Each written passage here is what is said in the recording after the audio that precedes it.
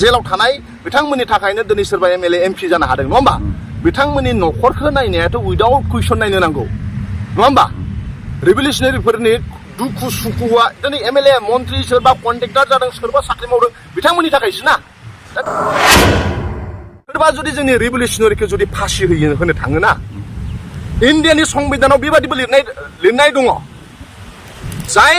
जोंनि रिभलिउसनारिफोरा जि आर्टिकेल जि दफा जि केसाव फासि होनांगोन ना एखे सिस्टेम बेलेग हान्जानि मानसिफ्राबो बेबायदि दाय मावनानै दोनदों नङा होमबा बिथांमोनाथ' एकर्डखौनो खालामाखै अब्ला बै न'खरनि मानसिफ्रा बेखौ क्लेम खालामनो हाबावोसो फोराबो बैबादि केस मावनाय दङ बिथांमोनखौबो फासि होनांगोन अब्ला आरो भारतनि संबिधाना आर्टिकेल 15 बुङो इकुवेलिटि बिफर ल जों जे बुङो सुप्रिम कर्टआव थांबा जे मेगन खाथेनाय माने थायो जे रावखौबो सिनाया बियो सोरबा प्रेसिडेन्ट सोरबा प्राइम मिनिस्टार सोरबा एमएलए सोरबा बर' सोरबा हारसा रावखौबो सिनाया एक्स एनडिपिफ्रा सारेन्डार एनडिपिफ्रा जेलाव खुंनानै बिथांमोना पलिटिक्स खालामलायसिगोन होननानै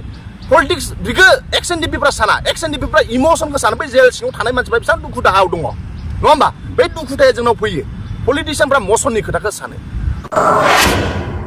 खालि 30 एप्रिल खालार खालि सेन्ट्रेल जेला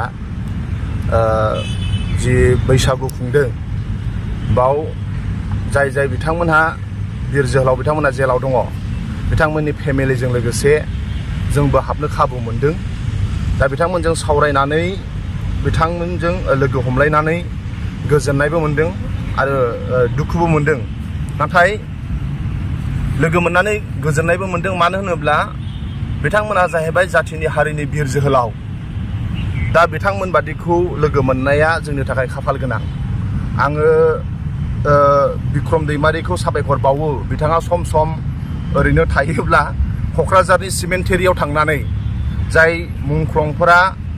मुंख्लंनि जायगायाव थांनानै सम सम थाङो दा जोंनि थाखाय खाफाल गोनां जों मालाबा सम मोनोब्ला साफ्रोमबो नोंथांमोननि चेनेलनि गेजेरजों जाय लाइमोन सेंग्रा सिख्ला सम मोनोब्ला क'क्राझारनि सिमेन्टेरियावबो थां आरो सम मोनोब्ला आरो आयेना जुदि एलाउ होयोब्ला गुवाहाटीनि सेन्ट्रेल जेल बा आसामनि बा भारतनि गुबुन गुबुन जेलफोराव जेराव जोंनि बर' जोहोलाव बिथांमोनहा दङ बिथांमोनखौ लोगो हम मानो होनोब्ला जाय मुंख्लं जालांबाय दिनै मुंख्लंनि उनाव बड'लेण्ड इउनिभारसिटि मोनबाय CIT मोनबाय बेयाव जों सोलोंथाइ मोनबाय बे आन्दलननि गेजेरजों जों साख्रि बाख्रि मोनदों दा ओंखायनो बे मुंख्लंफोरनि जायगायाव थांनो मोननाया खाबु गोनां आरो बे सेन्ट्रेल जेल बादियाव थांनानै बिथांमोनखौ जों लोगो मोननाया जोंनि थाखाय बे खाफाल गोनां आं मोजां मोनदों आरो दुखुबो मोनदों नाथाय मोजांबो मोनदों लोगोसे सार जेरैबायदि ससियेल मिडियायाव जों माने गाबगु खुगुखौ नुनानै आरो माखासे जोंनि बर' समाजनि गेजेराव गामियारि मानसिफ्रा माने माखासे आयेनफोरखौ स्पष्ट माने रोंजोबा बै समनि बिमा बिफा बिदा फंबायफ्रा दा जों खोनानो मोननाय मथे सोरखौबा माने जेलावनो थैजासिम थानांगौ सोरबाया फासिनि अर्डार दा बेफोरखौ स्पष्टयै बिथांमोननि माखासे बिमा बिफा खोनानाय आरो बिमा बिफानि माखासे ससियेल मिडियाफ्राव नुनाय जेरै गाबगुखुखौ नायनानै बिथांमोननि माखासे आयेन बायदियै जा मोननै पार्टि दङ BPF आरो UPPL बिथांमोननि हेफाजाबै आरो BTR एकर्डनि एकर्ड बायदियै बिथांमोनखौ माखासे उदां खालामनायनि लामा दंना गैया सार आंबो नुदों ससियेल मिडियायाव दा आं बेखौनो बुंनो सानो दिनै जाय बिर जोहोलाव बिथांमोनहा जेल सिङाव दङ बिथांखौ बिथांमोनखौ बख'नाया जों साफ्रोमनिबो दायित्व आङो BTR एकर्डखौ साइडआव दोनथ'बाय BTR एकर्डखौबो सावरायगोन नाथाय जुदि जों जुडिसियारि सिस्टेमखौ जों जुदि नायो ना जोंखौ गोदो गामियाव गेदेर गोलावफ्रा बुंबाय थायोमोन लेखा फराय होननानै बे समाव गेदेर गोलावफोरा जोंखौ लेखा फरायनो थिनोब्ला जों एसे रागा जोङोमोन नाथाय दासो बुजिफैबाय लेखा फरायनायनि गोहोआ आरो गोरों गोराफोरनि माबादि आं मोनसे एग्जाम्पल बुंनो जे आं BTR एकर्डखौ दोनथ'बावबाय जास्ट जुडिसियारि सिस्टेमखौ आं जुदि सावरायनो थाङोब्ला नोंथांमोना मिन्थिगौ भारताव मोनसे बिराद गिदिर केस जानानै थांबाय फार्मार प्राइम मिनिस्टार राजीव गान्धीखौ LTTE फोरा बमा होनानै बिथांखौ बुथारनाय जादों राजीव गान्धीखौ जाय बुथारग्रा बिथांमोनखौ फासिनि थाखाय दाबि खालामग्रा मेरला मानसिफोर दङ बै राजीव गान्धीजों बुथारग्राजों जोंजों मिलाया खिन्थु आं जास्ट एग्जाम्पलसो होदों जे भारतनि प्राइम मिनिस्टार राजीव गान्धीखौ जाय बुथारबाय मुरुगे नल'नि मोनहा बिथांमोना मास मोनबानि सिगां बिथांमोना रिलिज जाजोब्बाय बिथांमोना सातजना बिथांमोना फासिनि अर्डार जानायसोमोन लाइफ माने लाइफ थैजासिम जेल जानांनायनि बिथांमोना सास्ति मोन्दोंमोन मा खालामदों आर्टिकेल इन्डियानि जुडिसियारि सिस्टेमखौ सावरायोब्ला आर्टिकेल 72 आव इन्डियानि प्रेसिडेन्टनो ओरैबायदि पावार होनानै दोनदों सोरबा जुदि सुप्रिम कर्टआ सोरबा जुदि कर्टआ सरकारा जुदि बेखौ फासि होनांगौ होनोब्लाबो बेखौ आर्टिकेल 72 नि गेजेरजों बै दायनिगिरिफोरखौ रेहाय होनाय हायो आर्टिकेल 72 आव भारतनि प्रेसिडेन्टआ ओंखायनो भारतनि प्रेसिडेन्टखौ राजा होनाय जायो सुप्रिम कर्टआ आर्टिकेल 142 नि गेजेरजों तामिलनाडुआव जाय राजीव गान्धीखौ बुथारनाय बै मानसिफोरखौ सुप्रिम कर्टआ गावनि पावारखौ बाहायनानै आर्टिकेल 142 नि गेजेरजों बै 7 जनखौबो जायफोरा मा होनो फासिनि अर्डार मोन्दोंमोन थैजासिम जेल जानांनाय मोन्दोंमोन बिथांमोनखौ मास मोनबानि सिगाङाव आगारजोबनाय जाबाय मानो होनबा तामिलनाडु सरकारा 2000 आव जाय जया ललितानो बिनि पलिटिकल पार्टिया AIMDK अल इन्डिया अन्ना द्राविड मुन्नेत्रम काझगम बे पलिटिकल पार्टिया 2000 आव बुंदोंमोन जे भारत सरकारखौ जे बै मानसिफोरखौ जाय राजीव गान्धीखौ बुथारदों बेखौ रेहाय होदों होननानै अकल बे मामायाल' जया ललितायाल' बुङाखै जया ललिता मोननिबो जाय अपोजिशन मिन्थिबायना DMK द्राविड मुन्नेत्रम काझगम बिथां करुणानिधिमोन आवगाय चिफ मिनिस्टार बिथांनि फिसालाया दा चिफ मिनिस्टार जागासिनो स्टेलिनाबो बुंदों जे बिथांमोनखौ रेहाय होदों होननानै जे स्टेटआव जुदि फासिनि अर्डार होयोब्ला स्टेटनि गभर्नरा आरो स्टेटआ हाया नाथाय सुप्रिम कर्ट आरो इन्डियानि प्रेसिडेन्टआ हायो ना बिथांमोनहा मोननैबो सरकारा तामिलनाडुनि मोननैबो DMK AIMDKआ बिथांमोना सावरायनानै जे एसेम्ब्लियावनो सावरायनानै बिल पास खालामनानै इन्डियानि प्रेसिडेन्ट अनारेबल सुप्रिम कर्टआव बिथांमोना बुंदों जे बिथांमोनखौ हिउमेनिटी ग्राउन्डआव बिथांमोनखौ रेहाय होदों नों आं मालाबा साननो हायो नामा राजीव गान्धीखौ जाय बुथारनाय बिथांमोनखौ जेलनिफ्राय बख'नांगौ होननानै फासि होनांला लाइफ टाइम इनप्रिजनार जानो नांला होननानै मानो होनबा राजीव गान्धीखौ बुथारनाय माने जोंबो सानो प्राइम मिनिस्टारखौ बुथारग्रा मानसिफोरानो फार्मार बिथांमोना फासि जानांगौ होननानै नङा होमबा नाथाय अनारेबल सुप्रिम कर्टआ बिथांमोननि साननाय हनाय आरो बिथांमोननि बेबहारखौ नायनानै हयथ' मोजांनि थाखायनो बिथांमोनखौ राजीव गान्धीखौ बुथारग्रा 7 जन थैजासिम जेल जानायखौ मास मोनबानि सिगां आगार हरबाय दा नोंथां सोंनाया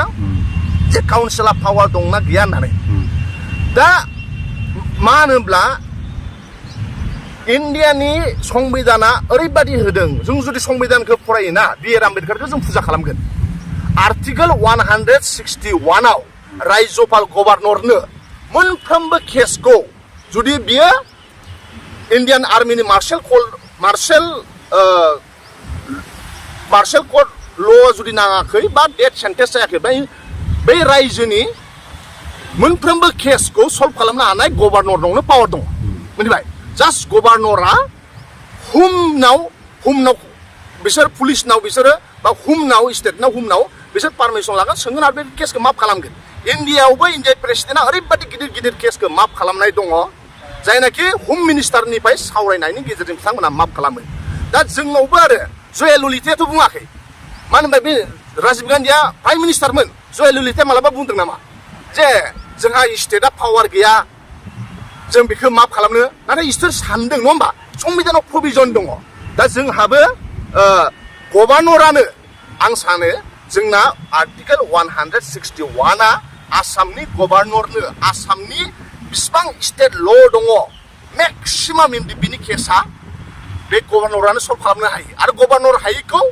सुप्रिम कर्टआ 142 आर्टिकेलनि गेजेरजों सुप्रिम कर्टआ पावार बाहायनानै राजीव गान्धी गावथारग्राखौ रिलिज होजोबदों सुप्रिम कर्टआ हायो आर्टिकेल 142 नि गेजेरजों आरो 72 आर्टिकेलनि गेजेरजों प्रेसिडेन्टआ हायो जाय फासनि अर्डार जायाखै जाय मार्शेल कर्ट नाङाखै बेखौ 161 आर्टिकेलनि गेजेरजों गभर्नरा हायो गभर्नरा सोर जोंनि काउन्सिलनि मालिक नङा होमबा जया ललिताया जुदि मोननैबो गभर्नमेन्टआ जुदि गावसिनि एसेम्ब्लियाव सावरायनानै बेखौ निमाहा होनांगौ होननानै जुदि बुंनो हायोब्ला जोंनाथ' आलदा बाथ्रा NDP फोरना आलदा बाथ्रा मानो होनबा जोंना बिसोरथ' रिभलिउसनारिसो मोनसे हारिनि थाखाय संग्रामिसो नङा होमबा दा ओंखायनो काउन्सिल आं सानो आरो काउन्सिलाव जोंहा बेसेबां दं 46 जन MCLA दं नङा होमबा 40 जना इलेक्टेड आरो 6 जना नमिनेटेड दा जोंहा काउन्सिलाव जाय सरकारानो फैया मानो काउन्सिलाव बिथांमोना जे 24ल' नांगौ बिल पास जानो जे काउन्सिलाव बिथांमोना सावरायनानै 24 मानसिया जुदि बिल पास खालामो ना बे बिपिआनो जा इउपिपिएलआनो जा जे इनडिबिफोरनि नैबे जाय केसा मा होनो फासिनि अर्डार जाबाय बा नै बेफोरो आन्डार स्टेटनि गेजेरजों बेसेबां दङ बेखौ जोङो स्टेटनो हरनो हायो नङा होमबा स्टेटआबो बेखौ गभर्नरनो होनो हायो दा जोंनि काउन्सिला बिदि लागोन ना लायाखै जे इनडिबिनि एकर्डखौ बाद दोनथ'बावबाय आं एकर्डआव मा दं इनडिबिनि थाखाय मा दं मा गैया एकर्डखौ उनाव सावरायगोन नाथाय काउन्सिला बेखौ लानो हायो आरो जोंहा MLA बो दङ नङा होमबा ओंखायनो जोंनि सोरबा मानसिया काउन्सिला पावार दं पावार गैया MLA आ पावार दं पावार गैया MP आ पावार दं पावार गैया बेखौ बुंनो नाङा आं मोनसे खोथा बुंनि महात्मा गान्धीखौ जाय बुजियाखैना सोरबा जुदि महात्मा गान्धीखौ गाज्रि बुङो आं सानो बे महात्मा गान्धीनि सोमोन्दै फरायाखैनो बेहा मिसुर जायाखै महात्मा गान्धीनि सोमोन्दै बुजिनो थाखाय बे महात्मा गान्धीखौ फरायाखै थां स्टाडि खालामबाव महात्मा गान्धीया जे बेसेबां ग्रेट लिडारमोन जोंहा जुदि MP आ जुदि पावार गैया होनो MLA आ जुदि पावार गैया होनोना बिथांमोना बै सियारनि पावारखौ बुजिनो नाजायाखैनो दा ओंखायनो गोनो गोथो जानो नाङा NDPनि साफ्रोमबो दैदेनगिरि बिथांमोना जुडिसियारि सिस्टेमानो थां पलिटिकेल प्रेसारानो थां बिथांमोनखौ बख'नो हायो आरो बाव भारतनि संबिधाना प्रभिजन होखादों आरो बे प्रभिजनखौसो नागिरनो नांगौ आरो बे मा होनो मावदों मावा बेखौथ' मिडियायाव बुंनानै लानोबो लाबबो गैया नङा होमबा सोरबा जुदि आंनि सिगाङाव बुङो ना बेखौ जों मावगासिनो दं आंबो इन्टारभिउबो होआ आं बुङाबो आरो सोरबा मावनायखौ बाजानोबो नाङा सोरबा जुदि मावनो हायोबा मावथों बेखौ मोजांसो नङा होमबा बेखौ बुंनानै लाबबो गैया बुंनानै लानानैबो लाबबो गैया नाथाय सोरबा जुदि आंनि सिगाङाव जुदि मावदों होनो आंथ' जेबो बुङा मावबाय था गनोसो नांगौ आरो प्रभिजन दं संबिधाना जोंनो ओरैबायदि मा होनो अधिकार होखादों मोनफ्रोमबो बे भारतनि संबिधाना होखाजोबनाय दं जोंनि अधिकार आरो बे अधिकारखौ जों नागिरनानै लानो रोंनांगोन बेनि थाखाय दैदेनगिरिफोरा मेलेम बाहायनो नांगोन पलिटिकेलि जुदि सरकारना रिकुवेस्ट खालायोबा थाबैनो गनायखौ साबसिन ना माखासे कर्टजों थांनायखौ साबसिन नुयो सारा आं होनदों जुडिसियारि सिस्टेमावबो जोंहा प्रभिजन दङ मिथिबाय ना आर्टिकेल 161 नि गेजेरजों गभर्नरा डेथ सेन्टेन्स जायै आरो कर्ट मार्शेल ल' नाङैखौ सब खालामजोबनो सल्युसन खालामजोबनो हायो स्टेटनि गेजेराव 142 आर्टिकेलनि गेजेरजों सुप्रिम कर्टआबो हायो 72 आर्टिकेलनि गेजेरजों जुदि डेथ सेन्टेन्स सुप्रिम कर्टआ अर्डार होबाय अब्लाबो बेखौ रैखा खालामनो हायो जुडिसियारि सिस्टेमाव जोंहा प्रभिजन दं आरो मोनफ्रोमबो सिस्टेमा पलिटिकेलसो नङा होमबा दा ओंखायनो आं सानो पलिटिकेल प्रेसार होब्ला थाब गगोन नङा होमबा जुदि जया ललिता मोनहा स्टेलिन मोनहा साउथ इन्डियानि तामिलनाडुनि मानसिफ्रा राजीव गान्धीखौ बुथारग्रा मानसिफोरखौनो जुदि ओरैबादि बोल्ड डिसिसन लादों गावसोरनि थाखाय आरो मानसिफ्रा माखासेया तामिलनाडुनि नङा श्रीलंकानिसो गावनि सिटिजेन नङाब्लाबो बिथांमोना बोल्ड डिसिसन लानानै काउन्सिल माने स्टेटआ डिसिसन लादोंब्ला जोंनाबो काउन्सिला डिसिसन लानांगौ बिनि केसा रन्जन दैमारि सारखौ लानानै माखासे including without condition after accord बिथांमोना रिलिज जानांगौ होननानै लानो हायो पलिटिकेल प्रेसार होयोब्ला थाबनो गयो आरो गोबां दङ मिथिबाय ना गोबां दङ जोंहा बेफोरबादि रिभलिउसनारिखौ बाद बुंनानै जाय गिदिर गिदिर क्राइम मावनाय बिथांमोनाबो गनायनि गोबां एग्जाम्पल दङ दा आं सानो जोंनि गार्जेनफोरखौ मिसलिड खालामनो नाङा आरो गार्जेनफोरा माब्लाबाबो साननो नाङा जे जोंनि सोरबा रिभलिउसनारिफ्रा फासि होजागोन बा जेलनिफ्राय गनाय नङा होननानै मिथिबाय ना बेखौ हायो प्रभिजननि गेजेरजों मिथिबाय भाइलेन्सखौ जों मोजां मोना नङा होमबा इन्डियानि कनस्टिटिउसननि बारगा जों खामानि मावनो नाङा नाथाय संबिधाना जोंनो अधिकार होखादों आरो पलिटिकेल प्रेसार होयोब्ला जेबो नङा जोंहा MLA दंना नङा होमबा MLA सावरायनानै आसामनि चिफ मिनिस्टारजों सावरायनानै स्टेटआवबो डिसिसन लाजायो आफ्टार एकर्ड NDPफ्रा सब गजबनो नांगौ होननानै नङा होमबा तामिलनाडुआ हादोंबा मोननैबो पलिटिकेल पार्टिया लादों आं सानो दाबादियाव जुदि काउन्सिला जुदि BTC काउन्सिला जुदि डिसिसन लानानै गभर्नरनो जुदि बिथांमोनहा मोनसे मेम'रेन्डाम हरोब्ला बिपिएफआबो अबजेक्सन होनाय नङा आं सानो नङा होमबा 24 जनल' नांगौ काउन्सिलाव बिल पास जानो BTC आव जोंहा 24 जन बर'आ UPPL BPFखौ लोगो लाजोबनानै नङा होमबा आरो काउन्सिला जोंनि बर' लाइमोनफोरनि थै होनायनि उनावसो मोनदों बर'नि खोथाखौ एक नाम्बार सानग्रोनांगोन बिनि उनाव सोरनिबा खोथाखौ साना बेखौ बुङा नङा होमबा दा बर'नि खोथाखौ सानग्रोनांगोन आरो स्टेटआवबो हायो स्टेटआवबो हिमन्त बिश्व शर्मामोनजों सावरायनायनि गेजेरजों बेखौ हायो आं सानो स्टेटआ हुमा हिमन्तनि आन्दारावनो दङ हिमन्तनि हुमनि आन्दाराव जुदि बे बे केसफोरखौ जुदि गभर्नरजों सावरायोब्ला बे मोनफ्रोमबो सल्भ जाजोबगोन आं सानो बिटिआर एकर्डखौ आं बाद दोनबावदोंसो आं बेखौ सानो दा जोबथारनायाव सारा जायफोर गावनि गथ' गथायफ्रा गावनि बिमा बिफा न'खरनि मानसिफ्रा माने जेरै सोरांबानो माने एक्सननि बेफोरनि साजाखौ फोसावनाय खोनायो दा सोरबा बायदिया जुदि 20 बोसोर गाहाम थानांगौबा गथ' गथायफोरनि फरायनाया जायफोर एक्सन बिनि जायफोर माने 5 बोसोरावनो सोरबाया जन्मआवनो गारबोना फैबाय दा बेफोरनि न'खरनि अबस्था गाज्रि दा बेफोरनि फरायनायाव जुदि सोरबाया जुदि साजानि फोसावजानायाव 20 बोसोर 10 बोसोर थानो गोनां जायोबा बेफोरनि अनगायै माने थाबैनो माखासे आयेन बायदि गथ' गथाय आरो बिमाफोरनि साननाय आरो गावनि हिनजावफोरनि साननाया थाबैनो मोनफुंगोन होननानै सारा माबा मोनसे मेसेज हरनो लुगैयोना आङो लाइफआव सोरखौबा गावनि हिर' होननानै सानोब्ला बे मुंख्लंफोरखौ आं सानो जाय दिनै बड'लेण्ड मुंख्लं खालामनानै जोंनो बड'लेण्ड इउनिभार्सिटि CIT जोंनो पलिटिकेल रिप्रेजेन्टेटिभ सोरबा MLA जादों सोरबा MP जादों आरो जोङो साख्रि बाख्रि मोन्दों सब मुंख्लंफोरनि थाखाय मुंख्लंनि उनावनो जाय जेलाव थानाय बिथांमोना फैयो बिथांमोना जोंनि रल मडेल आरो बिथांमोना जोंनि इसोरजों समान बिसोरखौ जों प्रभु बादिसो सिबिनो नांगौ नोंथांमोन जेलाव थानाय बिथांमोननि थाखायनो दिनै सोरबा MLA MP जानो हादों नङा होमबा बिथांमोननि न'खरखौ नायनायाथ' उइदाउट कुइसन नायनो नांगौ नङा होमबा रिभलिउसनारिफोरनि दुखु सुखुआ दिनै MLA मन्त्रि सोरबा कन्ट्रेक्टर जादों सोरबा साख्रि मावदों बिथांमोननि थाखायसो ना दा बिथांमोननि न'खरखौ नायनाय दायथ'आ जोंनि साफ्रोमनिबो बिथांमोननि न'खरनि गथ' गथाय बिथांमोननि जेंनाखौ नायनाया जोंनि साफ्रोमनिबो नङा होमबा पलिटिशियानफ्रा बेखौ नायनो नांगौ ओंखायनो आं सानो आं सम सम दुखु नाङो मिथिबायना जोंनि रिभलिउसनारिफोरखौ आलाय आथानि खालामोब्ला आरो आं बेखौबो बुंनो सानो मिथिबायना आसाम जोंबो दिनै बुजिबाय आसाम सरकारा हमनानै लादों आं मा होनो एकर्डखौ साइडआव दोनथ'दों सोरबा जुदि जोंनि रिभलिउसनारिखौ जुदि फासि होनो थाङोना इन्डियानि संबिधानाव बेबादिबो लिरनाय दङ जाय जोंनि रिभलिउसनारिफ्रा जि आर्टिकेल जि दफा जि केसाव फासि होनांगोन ना एखे सिस्टेम बेलेग हान्जानि मानसिफ्राबो बेबादि दाय मावनानै दोनदों नङा होमबा बिथांमोनाथ' एकर्डखौनो खालामाखै अब्ला बै न'खरनि मानसिफ्रा बेखौ क्लेम खालामनो हाबावोसो जे जोंखौल' मानो बे दारायाव केस होदों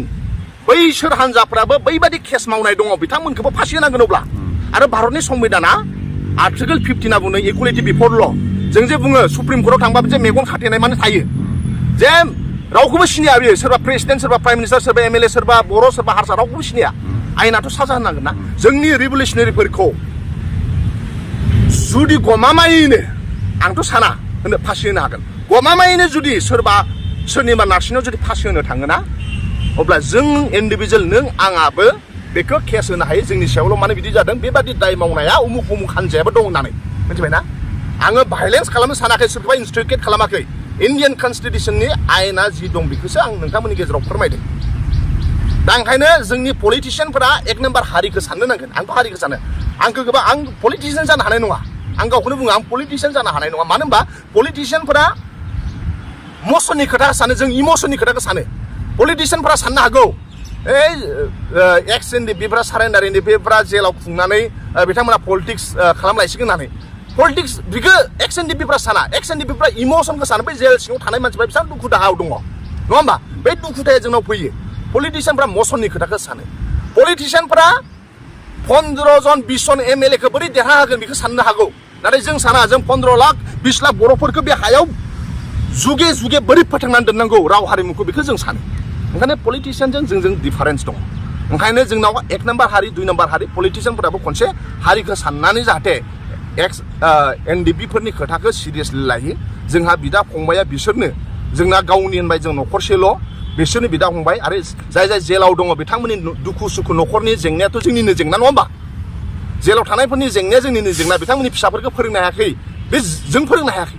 बेखौ नायनांगोन जोंनि MLA मन्थ्रिफोरा नङा होमबा MLA सोरजों थागोन गाबोन समफोर MLA जेनेबा सोरजों थागोन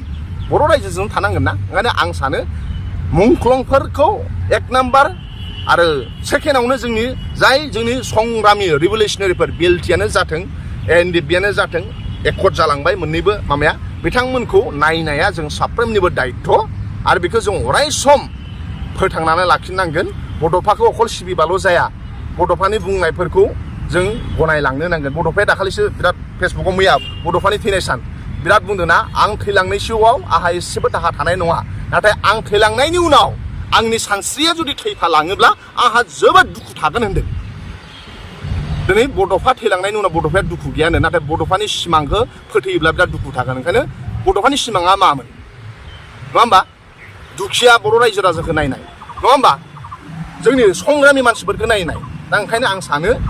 एनडिएफबिफोरनि जेंनाखौ नायनांगौआ साफ्रोमबो बर' मानसिफोरनि दायित्व बे सरकारावनो थादों बे सरकारावनो थादों कन्ट्रेक्टरानो जादों साख्रियावनो थादों बिथांमोननि दुखुआनो जोंनि दुखु बेखौ जों नायनो नांगोन गोजोननाय थाबाय सारखौ बेखिनि टाइम होनायनि थाखाय हाजार हाजार बर' बिमाफोरनि मेगननि मोदैयाव स्पस्ट जोंनि गोनो गोथो जानायखौ माबायदि लामाजों थाङोबा एसेबाबो जोंनि माखासे बर' बिमानि जि मेगननि मोदैया सुस्रांजागोन दिनै बेखिनि टाइम होनायनि थाखाय गोजोननाय थाबाय सारखौ साबायखर थाबाय नोंथांमोननिसिमबो